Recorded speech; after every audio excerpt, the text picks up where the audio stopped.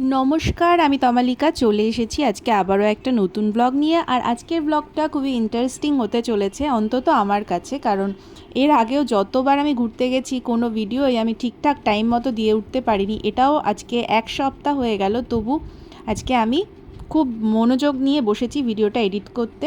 তো যাই হোক, আমরা ঘুরতে যাচ্ছি আর হঠাৎ করে প্ল্যান করে যাচ্ছি। আর এদিকে দেখো, একজন বাস থেকে স্ক্রু খুলে নিয়ে ব্যাগের মধ্যে ঢুকিয়ে নিয়েছে। মানে ওটা অনেকক্ষণ থেকে পায়ে খুব লাগছিল, তাই সেটাকে খুলে ফেলেছে। তো আমরা চলে গেছিলাম চাকদাতে, সেখানে গিয়ে রুটি কিনছিলাম আর আমি বসে বসে ওয়েট করছিলাম।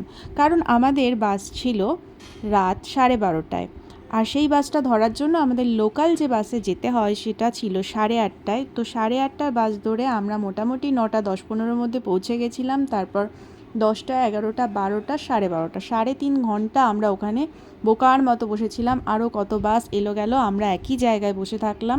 তারপর দেখো, প্রায় 12টা 3 তখন বাজে, আমরা একইভাবে স্ক্রল করছি আর ভিডিও দেখছি।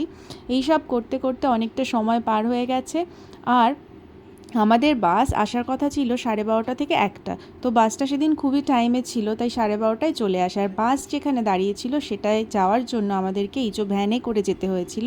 তো আমরা দুজনে ভ্যানের পেছনে উঠে পড়েছি আর চলে যাচ্ছি বাস যেখানে দাঁড়িয়েছে সেখানে। আর অবশেষে আমরা উঠে পড়েছি বাসে।